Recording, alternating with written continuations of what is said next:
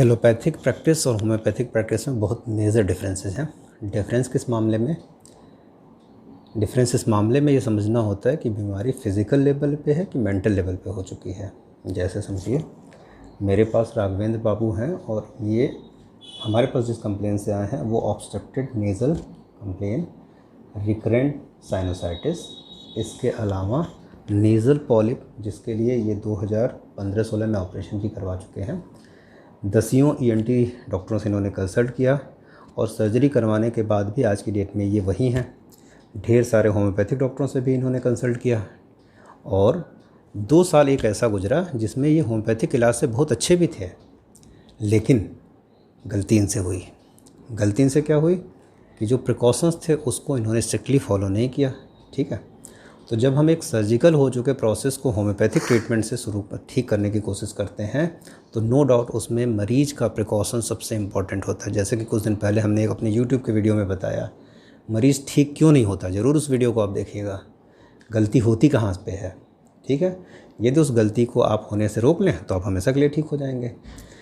आज की डेट में राघवेंद्र बाबू का जो मैंने प्रिस्क्रिप्शन देखा, जो लास्ट होम्योपैथिक डॉक्टरों ने दिया है, प्रिस्क्रिप्शन हमेशा डॉक्टरों को लिखना चाहिए। क्यों? क्योंकि हमें मालूम तो हो कि क्या क्या बच्चा दवा खा चुका है, मरीज़ क्या क्या दवा ले चुका है। तो ऐसे कंडीशन में ढेर सारे डॉक्टरों ने इनका ढेर सारी दवाइयाँ दी। आज की डेट में इनकी जो बीमारी है वो सोमैटोसाइकिक हो चुकी है। That's mean nasal complain, maxillary sinus, ethmoid sinus, parasphenoid sinus से ये बच्चा इतना परेशान है कि नाउ अ डे ये सोचने लगा है कि ज़िंदगी बचेगी कि नहीं बचेगी। सीवियर एंजाइटी और बाकी सब चीज़ें।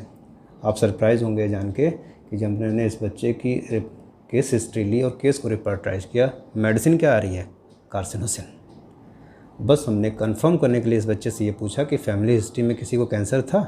बच्चे ने कंफर्म कर दिया कि फादर को माउथ कैंसर था। मैं आपको होम्योपैथी का मिरेकल दिखाना चाहूँगा। कार्सिनोसिन 10 की 3 डोज और बाकी लोकल लेवल की 3 दवाइयाँ दे रहा हूँ। 1 से 2 हफ्ते में बच्चे को सिग्निफिकेंट आराम मिलेगा। फिर समझिएगा, सिग्निफिकेंट आराम मिलने का कहीं ये मतलब नहीं है कि ये ठीक हो जाएंगे तुरंत। सिम्टोमेटिक रिलीफ मिलेगा। कम्प्लीटली ठीक होने के लिए इनका इलाज लंबा चलेगा और ठीक हो जाएंगे। अभी हाल फिलहाल में उन्होंने क्या क्या किया, किस किस दिक्कत से सफ़र किए, उसके बारे में हम आपको इन्हीं के थ्रू आपको बताते हैं कि ये क्या किस बीमारी से सफ़र कर रहे हैं। और ये बच्चा हाल फिलहाल में मानसिक लेवल पे टूट चुका है। अब इसको लगने लगा कि बीमारी ठीक नहीं होगी। वीडियो केवल इसीलिए शूट कर रहा हूँ ताकि आप भी ये बात समझिए कि ऐसे समय में मरीज़ को कॉन्फिडेंस देना होता है। ठीक है, यदि वो कॉन्फिडेंस में आएगा तो जो दवाइयाँ मेरी 20-30% काम करनी है वो 60-70% काम करेंगी। और मैं बता रहा हूँ, मैं इनसे प्रॉमिस कर रहा हूँ, मैं इनको ठीक कर लूँगा। ठीक है, अब इनकी क्या दिक्कत है ये खुद आप मानिए।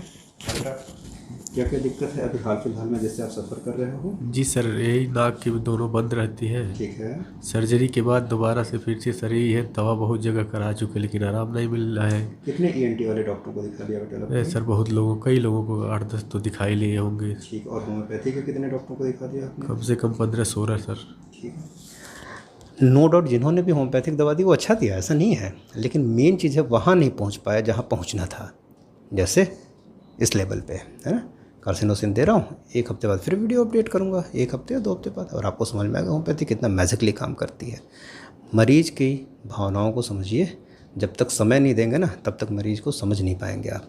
और होम्योपैथिक प्रैक्टिस यदि आप करते हैं तो विश्वास मानिए, एक दिन में 30-40 मरीज़ देख लें, आपने बहुत बड़ा काम कर लिया। क्यों? क्योंकि सारे मरीजों को बिना समय दिए आप समझ नहीं पाएंगे। Thank you very much. Homeopathy में फेथ बनाए रखिए, ये बहुत ब्यूटीफुल साइंस है और बहुत अच्छे से आराम देती है। Thanks lot. ठीक भाई, राघवेंद्र बाबू हमारे पास साइनस की दिक्कत से आए थे। नेज़ल पॉलिप इतने ज़्यादा थे कि लेफ्ट साइड वाला एकदम ऑब्स्ट्रक्टेड था पूरा, और बाकी सारी चीज़ें राइट साइड इनका खुला। इनके साथ एक दिक्कत थी कि एक साइड खुला रहता था तो दूसरा ऑब्स्ट्रक्ट हो जाता था, और क्रॉनिक साइनोसाइटिस से सफ़र कर रहे थे। ढेर सारी दवा इनको खिलवाया गया। एक चीज़ लास्ट वाले वीडियो में मैंने शूट किया था, वो अभी मैं आपको थोड़ी देर में दिखाऊंगा। कई बार होम्योपैथी में कुछ ऐसे केसेस आ जाते हैं जिसमें आपको श्योर हो जाता है कि इस मरीज में बहुत जल्दी रिस्पॉन्स मिलेगा। जैसे जब मैंने इनकी पूरी हिस्ट्री ली तो लास्ट में इंडिकेशन कार्सिनोसिन क्या है, और कार्सिनोसिन जब मेरे कंफर्म में हो जाता हूँ तो उसको हाइपोटेंसी में देता हूँ, जब सारी चीज़ें उससे सिमिनिमम मिल जाती हैं। कार्सिनोसिन 10 दिया सर 1 डोज, और after then local remedies Burnett के प्रिस्क्रिप्शन को फॉलो किया। और आज की डेट में राघवेंद्र बाबू 25 तारीख को आए थे, 25 अप्रैल को, और आज की डेट में 3 है, 3 मई है, यानी कि जस्ट 1 हफ्ते में। अब उनका फीडबैक ले लेते हैं। जी राघवेंद्र बाबू बताइए, कैसा फील कर रहे हैं आप? सर लगभग 70% हमको आराम मिल गया है। और जो सर मैं एंटी एलर्जी लेता था दवा, वो भी 2 दिन के बाद मैंने बंद कर दिया, अभी तक नहीं लिया हूँ। पहले ये होता है एंटी एलर्जी सर, मैं लेता था, स्प्रे लेता था, सब कुछ करने के बाद भी पॉलिप एकदम बढ़ा, सांस नहीं लेने में दिक्कत, बहुत परेशानी थी। लेकिन मैं यहाँ आकर के सर ये समझ रहा हूँ कि कोई कृपा ही होगी जो आपके पास सर आ गए। बहुत रिस्पांस मिला सर, और इस दवा से मान लीजिए हमको नई ज़िंदगी मिल गई सर। बस कृपा कुछ नहीं होती है। कृपा देखिए, मरीज के अंदर खुद भगवान है। बस मरीज अपने अंदर के भगवान को समझ ले। यदि वो डॉक्टर की बातों को फॉलो कर, हमारे दवाइयों में है क्या, वेस्टर्न कंट्री वाले बोलते हैं ये तो प्लेसिबो, प्लेसिबो कुछ नहीं होता सर। प्लेसिबो होता तो ये बेचारे इतने ENT से कंसल्ट करके आए हैं कि 1 हफ्ते में आराम नहीं मिलता।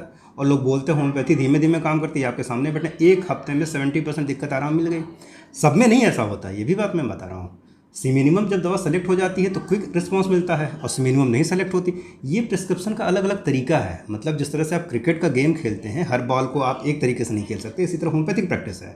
शॉर्ट पिच बॉल खेलने का अलग तरीका है, ओवर पिच का अलग बॉल तरीका, बाउंसर का अलग तरीका है। उसके बाद आपको आगे जाके अलग खेलना है, बैकफुट पे अलग खेलना है, मल्टीपल तरीके हैं।